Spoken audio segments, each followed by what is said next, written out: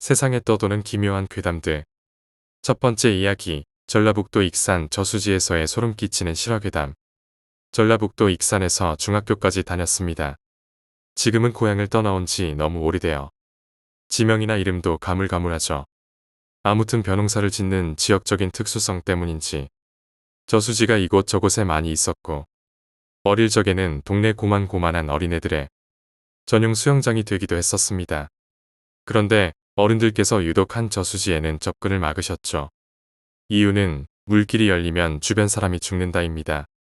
무슨 이유에선지는 몰라도 제가 살았던 동네와는 거리가 좀 있었는데 우연히 그 저수지 옆을 지나다가 그 물길이 열리는 광경을 보게 되었죠. 빠른 속도로 어떤 방향을 향하여 수면 위에 자국이 일직선으로 쭉 생기는 현상. 잔잔한 물 위에서 벌어지는 현상이니만큼 멀리서도 충분히 식별이 가능했고요. 어린 마음에 들었던 말도 있던 터라 쬐끔한 놈이 혀를 차게 되죠. 누가 또 가겠구만 하고요. 아마 물고기는 아니었을 겁니다. 물고기를 한두 번 잡아본 것도 아니고 말입니다. 낚시들 좋아하시는 분들은 잘 아시겠지만 어떤 이유에서든지 고기가 그렇게 긴 거리를 수면 바로 밑에서 헤엄치지는 않습니다. 비가 온다거나 날이 무지하게 덥다거나 산란철이거나 하면 오히려 제자리에서 튀어오르기 등의 행동을 하지만 말이죠. 여튼 대략 50에서 100m 이상 쭉 이어지는 듯 싶었고요. 뭐 그 외 별다른 추가 현상은 없었고 쭉 이어지는 듯 싶더니 물속으로 잠수를 한 건지 저수지의 중간을 넘어가 사라졌습니다. 그리고 정확히 3일 뒤 그 동네 분이 돌아가셨죠. 별로 놀라지 않았습니다. 연례 행사처럼 벌어지는 일이다 보니까요. 물길이 열리는 걸 누가 봤다면 또 한 분 가시겠구나 하는 그 정도였죠. 두 번째 이야기, 별장의 괴담. 중학교 3학년 때 동창들과 반창회를 가졌습니다. 마침 담임 선생님께선 집 근처에 별장을 하나 가지고 계셨고 저희는 그곳에서 일주일을 보냈습니다. 하지만 그곳에서의 일주일이 악몽이 될 줄은 아무도 몰랐습니다.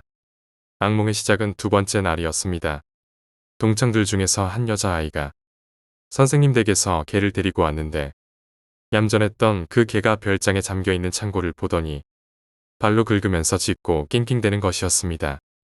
그때만 해도 저희는 개의 배가 고픈 거라고 생각했습니다. 그날 밤 화장실에 가서 몰래 담배를 피웠습니다. 그런데 화장실 변기 앞에 웬 거울이 있었습니다. 어제는 보지 못했던 거울이었죠. 미묘한 위화감을 느끼며 거울을 바라보고 있는데 거울 속에 제 얼굴이 이상하게 변했습니다. 얼굴은 창백하고 머리와 수염이 덥수룩한 30대 아저씨의 모습. 그게 거울 속의 제 모습이었습니다. 저는 깜짝 놀랐고 방금 겪은 이야기를 선생님과 친구들에게 했지만 믿지 않았습니다. 당연한 반응이었을지도 모릅니다만 그날 이후 하루하루가 지나면서 모두들 이상한 일을 겪기 시작했고 저희들은 뭔가 있다라는 생각이 들기 시작했습니다. 그리고 마지막 날이기도 하니까 이 무서운 상황을 즐겨보자는 생각에 저희들은 무서운 이야기를 했습니다. 그런데 시작한 지 몇 분이나 지났을까요? 저희가 있던 방 앞에 잠겨져 있는 방을 보고 개가 또 짖기 시작했습니다. 호기심과 공포로 머릿속이 마비되었던지 저희들은 무기가 될 만한 것들을 들고 그 방으로 향했습니다. 평소 잠겨져 있다고 생각했던 창고의 문은 손잡이를 돌리자 활짝 열렸고 어둠 속을 손전등으로 구석구석 비춰보았지만 아무것도 없었습니다. 생각대로 그 방은 안 쓰는 창고였던 모양입니다. 그리고 다시 나가려는 등을 돌리는 순간 개가 다시 짖었고 저희는 뒤에서 느껴지는 시선들을 느끼며 뒤를 돌아봤습니다. 그리고 보았습니다. 저희 앞에 서 있는 남자와 여자의 모습. 특히 여자의 찢어질 듯한 미소. 분명 아무도 없던 창고에 그들은 있었습니다. 그리고 저희들 보며 깔깔거리면서 웃는 여자의 웃음소리에 저희는 기겁했고 도망쳤습니다. 그리고 날이 밝자마자 별장에서 떠났습니다. 후일담입니다만 제가 화장실에서 봤던 거울 있죠. 그때 나타나는 아저씨의 모습에 놀라서 거울을 깨게 되었는데 거울에 있던 자리에 손가락 하나 들어갈 만한 구멍이 있었습니다. 그리고 그 구멍 뒤가 바로 창고였습니다. 어쩌면 그 구멍을 통해 창고를 보았다면 그들과 눈이 마주쳤을지도 모릅니다. 세 번째 이야기, 여고 기숙사 괴담. 제가 고등학교 다닐 때 일입니다. 당시 여자고등학교 기숙사라는 폐쇄적 조건 때문인지 기숙사에서는 귀신을 안 본 사람이 없을 정도였습니다. 자고 일어나면 천장은 멀쩡한데 바닥과 요에는 알 수 없는 피가 떨어진 모양 그대로 남아있거나 혼자 있던 방에서 거울을 보면 뒷자리에서 가만히 서 있는 룸메이트. 물론 뒤를 돌아보면 아무도 없었습니다. 저희 기숙사는 특이하게도 침대방이 아니라 온돌방이고 기숙사의 분위기보다는 가정집의 분위기가 더 짙은 곳이었습니다. 그래서인지 방의 개념도 희미해서 서로 방을 바꿔 잔다던지 친구들이 서로 다른 방에 가서 자는 일이 흔했었죠. 당시 저는 무서움을 안 타는 성격인지라 귀신을 보았다는 그런 상황을 즐기며 웃어넘기곤 했었는데 고등학교 2학년에 올라가면서 3인실을 쓰게 되자 상황이 틀려졌습니다. 저는 자는 포즈가 똑바로 누워서 가슴에 손을 얹고 일어날 때까지 자세가 변하지 않고 자는 타입인데 3인실을 쓰게 되자 일주일에 한두 번은 꼭 가위에 눌렸습니다. 사실 가위에 눌리는 건 귀신의 장난이 아닌 심리적 스트레스일 것이라고 생각하며 대수롭지 않게 넘겼었죠. 그런데 여름으로 다가갈수록 가위 눌리는 횟수가 늘었습니다. 그러던 어느 날, 그날은 가위도 눌리지 않고 모처럼 편히 자다 새벽 5시경에 갑자기 눈이 떠졌습니다. 잠든 지 한두 시간밖에 지나지 않았던 터라 정말 신기했습니다. 새벽 5시쯤인데도 여름이 가까워서인지 창 쪽에서는 벌써 날이 조금씩 밝아지고 있었고 제 왼쪽을 보니 사람 그림자가 뚜렷하게 3명이 보였습니다. 새벽이라 그림자도 잘 보이네 라고 생각했지만 다시 생각하니 제 방은 3인실이라 옆에 있는 2명의 그림자만 보여야 했습니다. 하지만 잠에 상당히 취했던 터라 저는 옆방 친구가 놀러와서 자나 하고는 다시 잤습니다. 그런데 다음날 아침 어제 다른 방 애가 우리 방에 와서 잤었어? 라고 물었지만 친구는 시험 기간이라서 둘 다 새벽 5시까지 공부하다가 잠들었다고 합니다. 그리고 한 명은 자려고 누웠는데 바로 가위에 눌려서 너무 무서운 나머지 도서관에 있었다고 하네요. 그리고 생각해보니 저와 제 친구가 누웠던 자리는 그림자가 안 보이는 자리였습니다. 그럼 그 2명의 그림자는 누구였던 걸까요? 그 뒤로 저는 자는 습관을 바꿔 똑바로 누워 자지 않습니다. 4번째 이야기, 일본의 양옥집 괴담. 실례합니다. 혹시 이 주변에 양옥집이 어딨는지 아시는지요? 쇼핑 도중 누군가 어머니를 불러세웠다. 돌아보니 웬 노신사가 서 있었다. 이 주변에 있는 양옥집을 찾고 있다고 했다.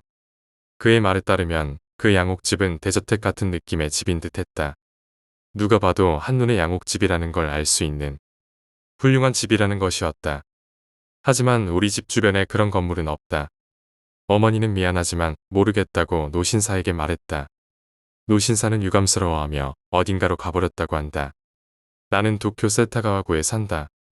주변에는 확실히 고급 주택가도 있다. 하지만 그건 세이조 등 일부 지역이고 우리 집은 그리 비싼 것도 아니다. 아버지는 이곳 토박이라 태어나서 지금까지 한 집에서만 살고 계시기에 어머니는 일찍이 근처에 양옥집이 있었는지 아버지에게 물어봤다고 한다. 하지만 반세기 이상 이곳에서 살고 있는 아버지 역시 금시초문이었다. 과거 세타가야는 밭이나 양돈장뿐인 시골이었다는 것이다. 실제로 이 동네에서 오래된 집들은 전부 일본식 단독주택이다. 양옥집하고는 전혀 닮은 구석이 없는 것이다. 나는 주변에 연배가 있으신 어르신들께 여쭤봤지만 역시 아무도 몰랐다. 다만 자파상을 운영하는 아저씨가 이렇게 말했다. 그러고 보니 전에 그런 걸 물어본 아저씨가 있었는데 말이야. 자파상 아저씨도 양옥집에 관해서는 아는 게 없어서 우리 어머니처럼 모르겠다고 대답했다고 한다.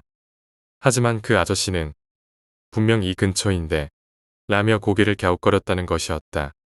왠지 그 양옥집이 신경 쓰여서 나는 산책하는 김에 그 건물을 찾아보기로 했다. 하지만 아무리 집 주변을 샅샅이 돌아다녀도 그런 건물을 찾아볼 수가 없었다. 그러던 도중 학교에 갔다 주변에서 하숙을 하는 친구에게 흥미로운 이야기를 들었다. 지난번에 자전거를 타고 산책을 나왔는데 그만 길을 잃었지 뭐냐. 너네 집 주변은 꼭 미로 같더라. 똑같이 생긴 주택가에 비슷한 집들 투성이라. 몇 시간 넘게 헤맸다니까. 그렇다. 우리 집 주변뿐 아니라 세타가야라는 동네 자체가 그런 곳이다. 길에 익은 사람이 아니면 쉽게 헤맬 수밖에 없는 것이다. 길도 꽤 복잡한 데다 주변을 둘러봐도 닮은 곳뿐이다. 몇십 년 넘게 살아온 사람도 자기 집 주변을 벗어나면 길을 잃기 십상인 것이다. 그건 그렇고 엄청 고급스러운 집을 봤어. 역시 세타가야에는 부자들이 많이 사는구만. 만화에서나 나올 것 같은 양옥집이 있더라고. 그 말을 듣고 나는 깜짝 놀랐다. 그리고 곧바로 친구에게 그 양옥집에 관해 자세한 이야기를 물었다. 갑작스런 내 부탁에 친구는 조금 놀란 듯 했지만 양옥집에 관해 이야기해 주었다. 돌로 된 담으로 둘러싸여 있고 철책으로 된 문이 엄청 멋있더라. 문패 같은 건 잘 기억이 안 나네. 어두워서 뜰은 잘 안 보였지만 나무가 몇 그루 있었던 것 같아. 건물 곳곳에는 담쟁이 덩굴이 얽혀서 한눈에 봐도 고풍스러운 느낌이었어. 석양의 오렌지색 빛이 창문에 반사돼서 무척 아름다운 집이었지. 사람 모습은 못 봤지만 누군가 사는 집 같더라고. 노신사가 어머니에게 물어봤던 집과 비슷한 느낌이었다. 나는 친구에게 양옥집의 위치를 물었지만 친구도 길을 잃고 헤매며 같은 곳을 빙빙 돌고 있었기에 정확한 장소는 알 수가 없었다고 했다. 하필 그 무렵 친구는 지방에서 막 상경했던 터라 길이 눈에 익지 않았던 것이다. 다만 우리 집 근처 대로로 나왔었으니 우리 집 근처일 것이라고 친구는 덧붙였다. 우리 가족이나 이웃들은 그런 집을 본 적이 없는데 지방에서 막 올라온 친구는 보았던 것이다. 그 후 몇 년이 지나 나는 대학을 졸업했다. 그리고 세타가야의 고향집에서 계속 살고 있다. 그러나 아직까지 그 양옥집은 본 적이 없다. 그 외에도 양옥집을 본 사람이 있을까? 찾아낸 사람은 안에 들어가 봤을까? 만약 안에 들어갔다면 집주인과 만났을까? 안에는 무엇이 있는 걸까? 그리고 누가 살고 있는 걸까? 신경은 쓰이지만 알 도리가 없다. 지금까지 양옥집을 본 사람은 모두 외지인이었다. 혹시 지역 주민에게는 보이지 않는 것일지도 모른다. 말하고 보니 전혀 있을 것 같지 않는 소리지만 혹여나 당신도 세타가야에서 길을 잃은 후 훌륭한 양옥집을 발견한다면 그 집일지도 모르겠네. 다섯 번째 이야기, 자취방 괴담. 고등학교 때 한 친구는 조금 신기가 있는 친구였습니다. 제가 무당에 대해선 잘 알지 못하지만 어머니께서 무당이셨다고 합니다.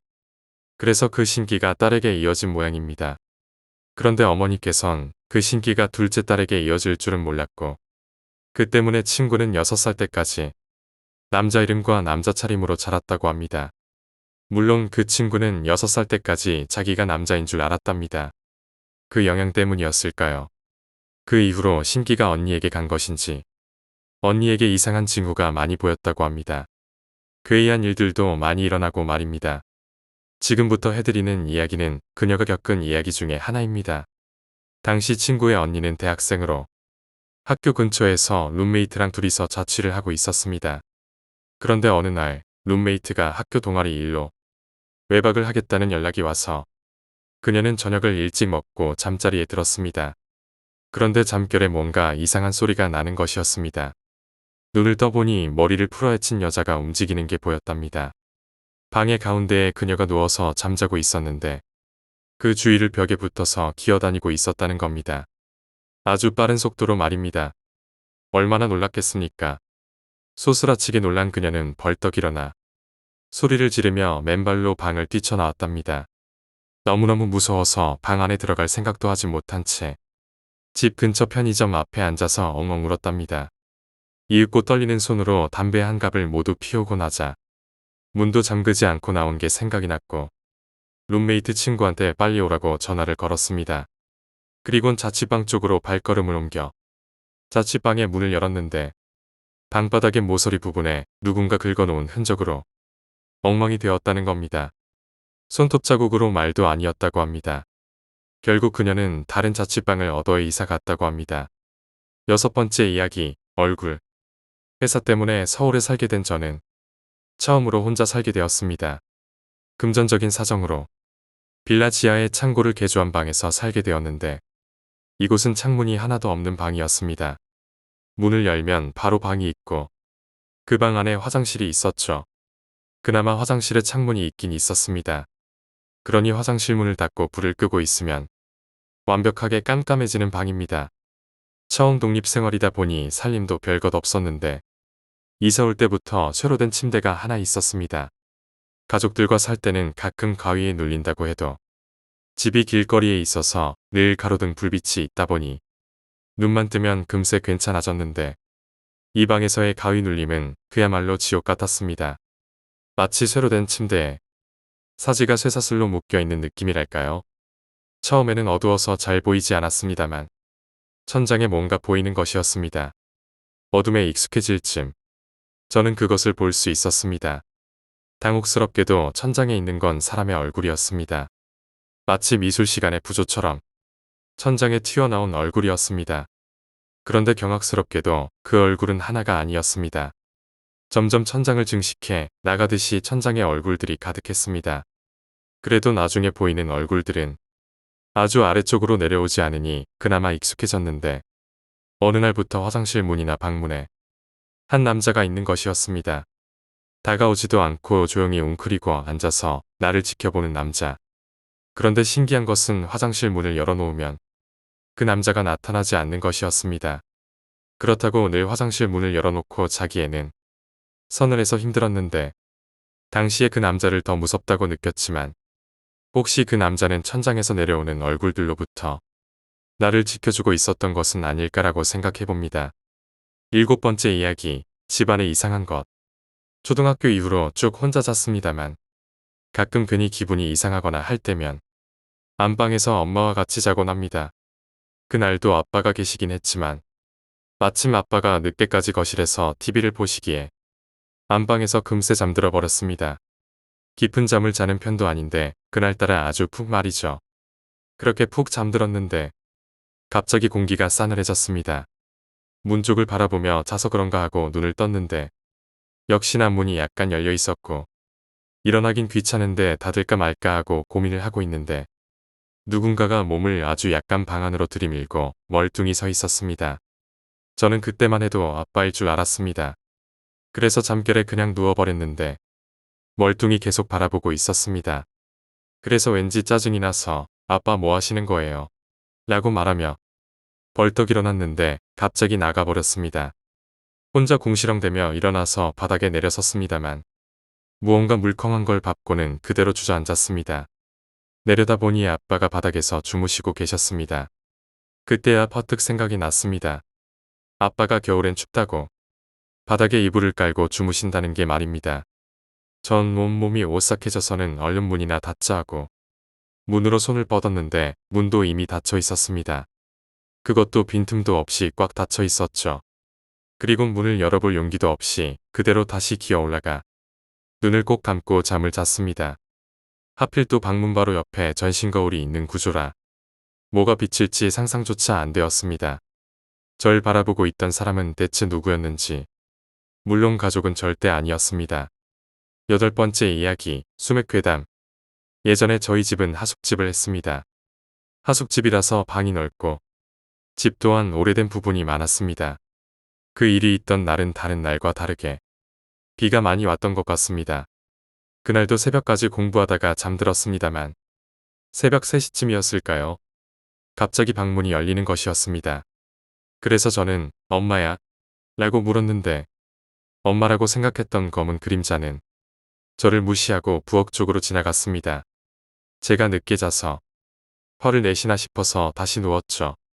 그리고 얼마 후 갑자기 옆방인 화장실에서 물소리가 크게 나고 번개가 쳤습니다.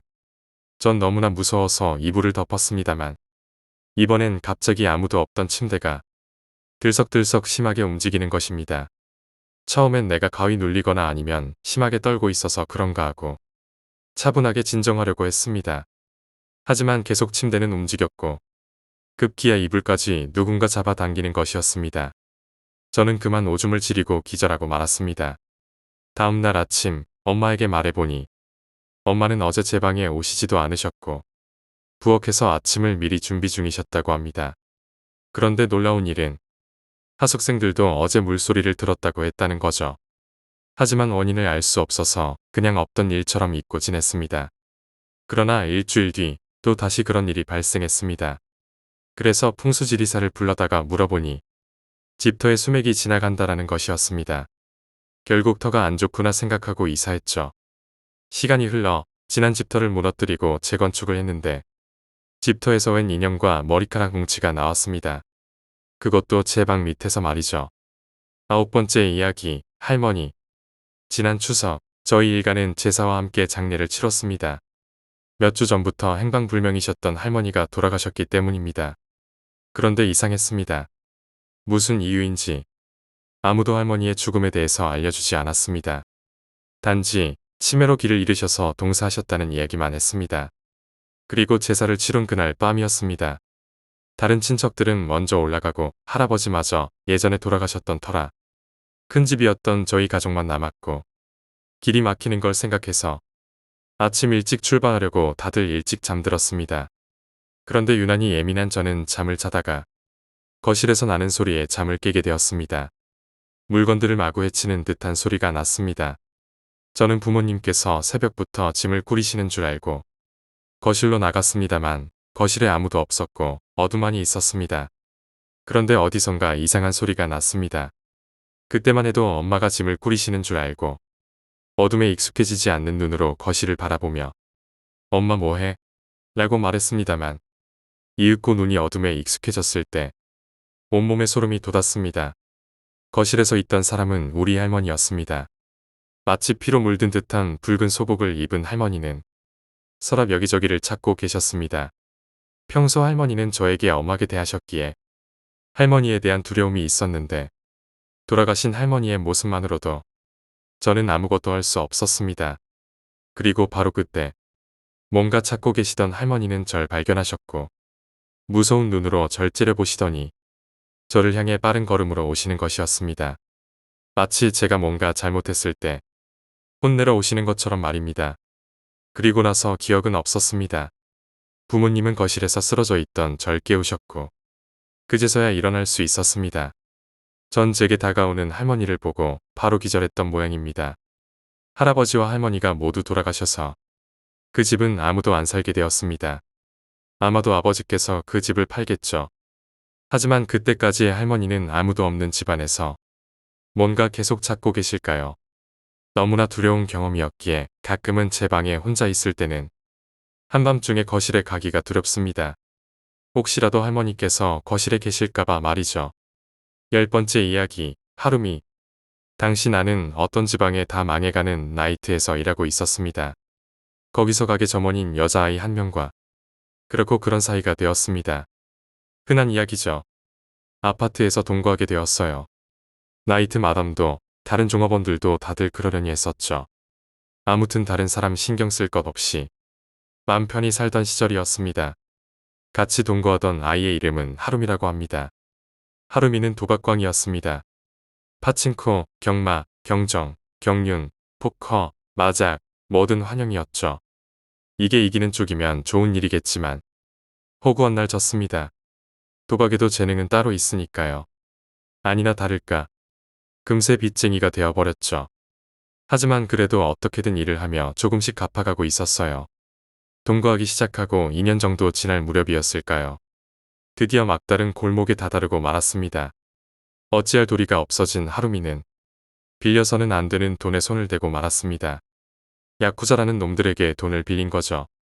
어느 밤 아파트에 둘이 서 있는데 웬 남자 둘이 찾아왔습니다. 보기만 해도 딱 야쿠자였어요. 그 다음 일은 다들 아시겠지요. TV나 영화에서 자주 본 것과 똑같아요.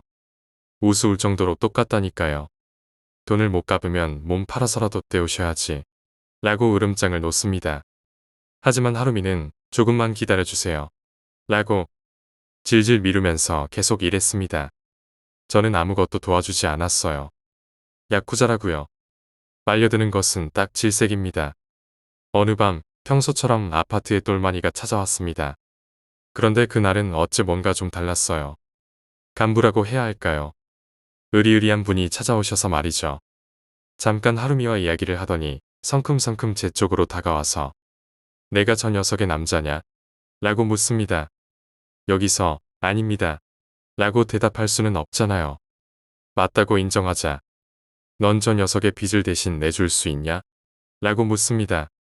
그럴 리 없죠.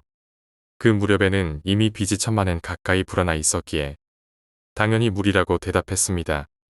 그 남자가 그럼 이 여자는 우리가 데려간다. 라고 했습니다. 어쩔 수 없다고. 이미 체념한 후였습니다. 나에게 해만 없으면 부디 마음대로 하라고 했죠. 하루미에게 잔뜩 반해 있을 무렵이라면 또 모르겠지만 그때는 이미 흥미가 없었으니까요.